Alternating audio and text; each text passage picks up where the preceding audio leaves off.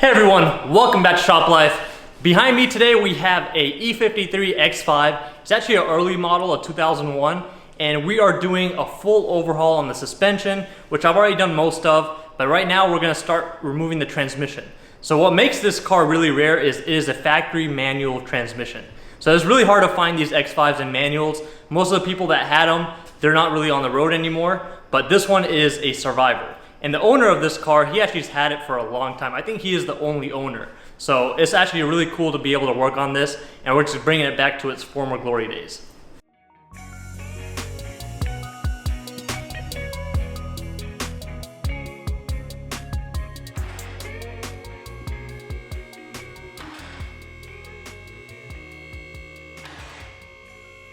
So one thing I did not miss on the East Coast was all this rust. So on this exhaust, all these studs and nuts are completely rusted. You can't even see the threads anymore. So chances are when I start taking all this stuff off, all this is gonna break, and it just adds a couple more hours to the time of repair. But it is what it is. Let's get on it.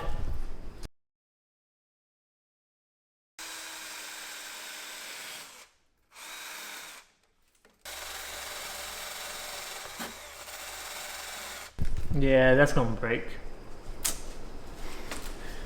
Damn it. All right, let me take these off first. Hopefully these don't break.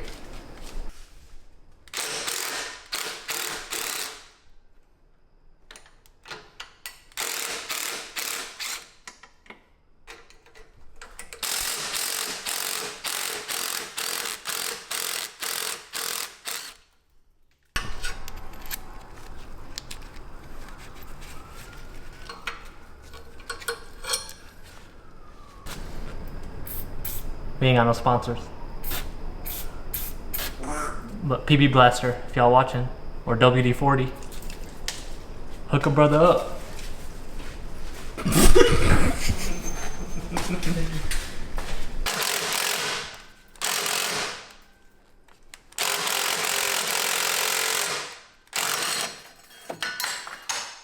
It broke.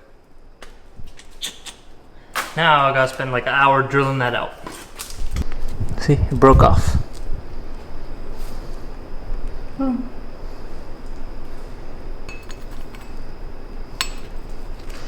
So I'm gonna actually try to keep this exhaust on here and not take it off. 'Cause I know as soon as I start taking off those nuts from the studs of the headers, they're all gonna break. So all those studs are gonna break. Now I have to spend a couple hours drilling each one of those studs out. And if I can avoid that, that's gonna be my best option. So what we're gonna do is we're just gonna remove this front sway bar. I did have to remove that bracket that we just took off anyways. I'm gonna remove this front sway bar. Most of it's already unhooked because I was doing the whole front suspension, all the axle, all that stuff has already been replaced. So we're just gonna pull this sway bar off completely so we can pull this transmission off from right here because you see the sway bar goes underneath it. We're also gonna remove both drive shafts, the front and the rear. That's gonna be another challenge, is getting this rear drive shaft off without having the exhaust off. But I think I can manage. I'll be able to probably pull it down from right here, and we'll get that out. The next challenge is probably going to be this transmission cross member, which is bolted underneath this heat shield. But I should be able to remove this heat shield without removing the exhaust. Might just have to finesse it a little bit, but we'll get it out. Let's get to it.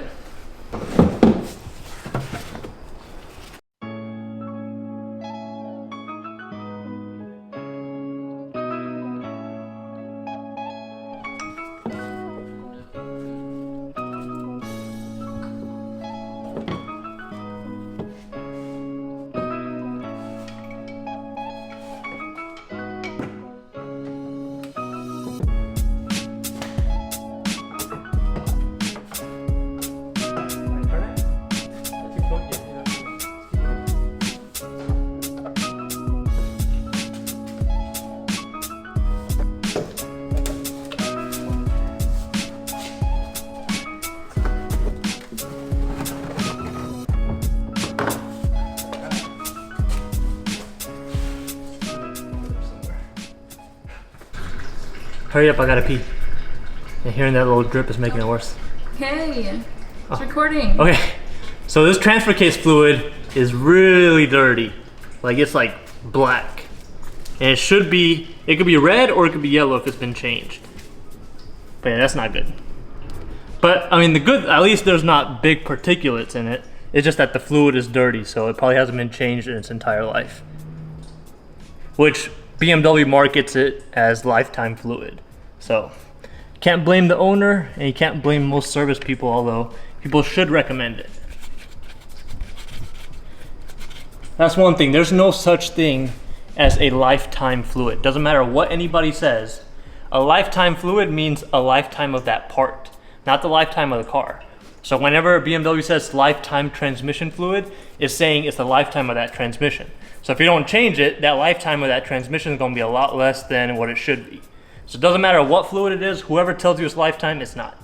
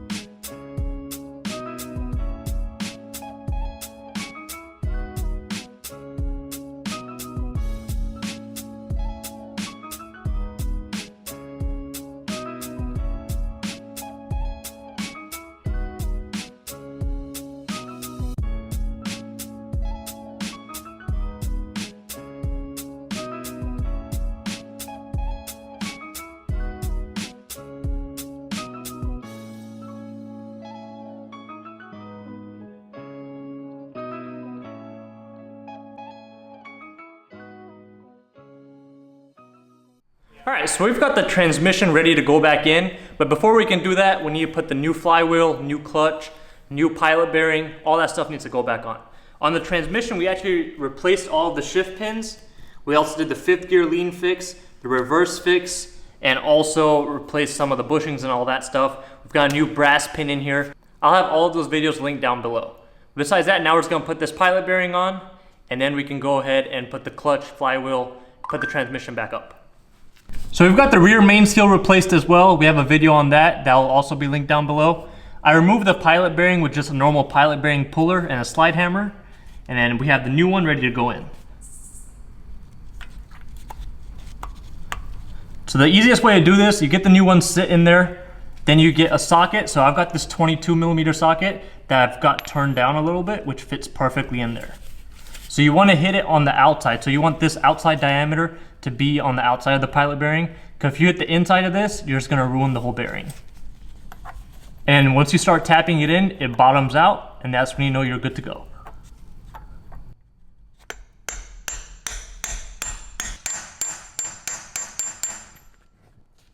All right, it bottomed out, it's set in place.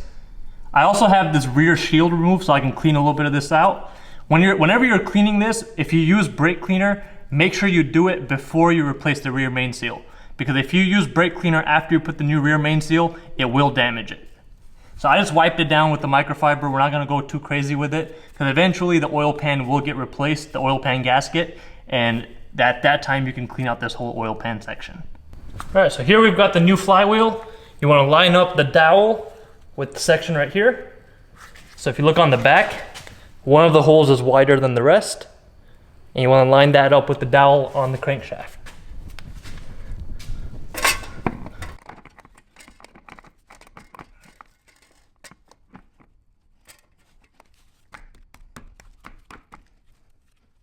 And we've got new bolts with thread locker already on them. This is usually supplied with the flywheel.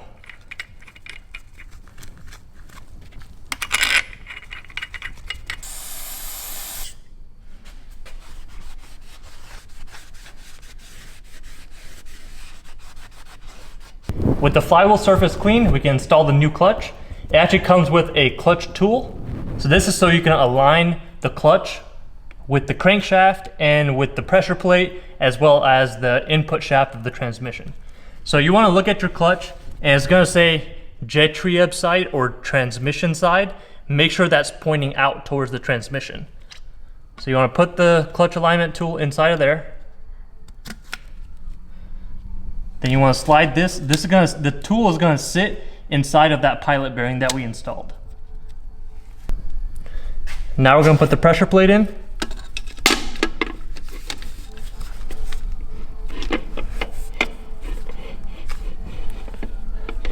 So you want to make sure that the clutch alignment tool is still sitting inside that pilot bearing. And when you put the pressure plate in, you're going to see there's dowels around the perimeter of the flywheel, like right here, and one up here. You just want to let it sit all inside of there.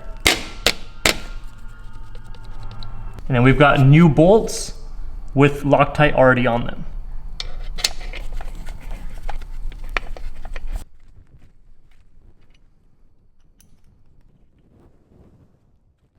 And so you're going to see this little thing right here.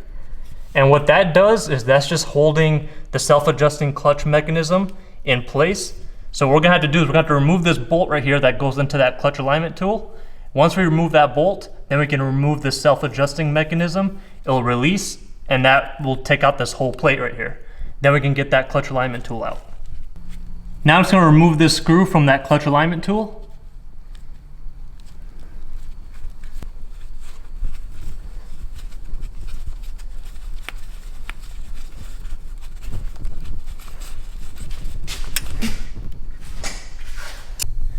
Now make sure you've got all of your pressure plate bolts tightened, and once that's done, we've got the bolt removed from the alignment tool. Now we can release that self-adjusting mechanism. And that's just gonna be using like a 14mm Allen or hex. And you're just gonna go counterclockwise, and you're gonna hear the springs or the forks go against the clutch.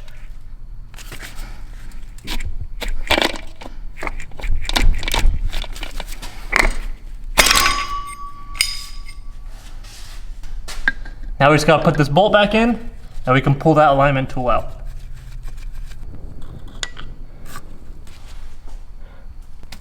And now we're set.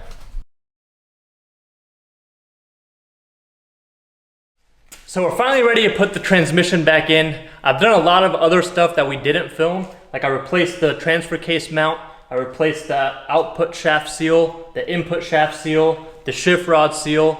Pretty much all the seals have been done. I even cleaned out the bell housing a little bit, and we've already got the new throwout bearing on it, new clutch pivot pin. We've got the clutch assembly put back together. I am gonna change out the slave cylinder, but we're gonna do that at the very last after the transmission's back in. So for right now, what I need to do is I'm gonna lower the X5 down a little bit, and then we'll jack up the transmission and start putting it in. This might be a little bit difficult to film, but let me just go ahead and give you guys a rundown.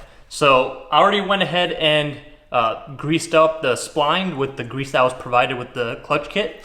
So that's good to go. We already checked all the torque for the pressure plate. That's all good to go. We've got the starter pushed back and underneath the intake a little bit. That way we can, put the transmission back up first, and then we'll hook up the starter afterwards. Besides that, we've got the dust shield as well in the back. All that's secured on the pins. You do want to make sure that the dowels that are on the engine block itself, make sure those dowels are in place, and make sure there's no debris or anything in it, especially on the transmission side where the dowels go into. Clean all of that stuff out. Another thing you want to make sure is on the starter, there's a pin that's on the transmission, and the starter slides onto that. So you want to clean out that hole on the starter itself, as well as the dowel, clean that up if there's rust on it. That way it's easier to assemble when you have everything back up. Besides that, we're not going to hook up the shift rod or any of that at the moment, the shift linkage, once we have the transmission up, because I still need to replace the bushing on the shifter itself. So we'll do all the rest of the hooking up at the very end. All right, enough talking, time to get to work.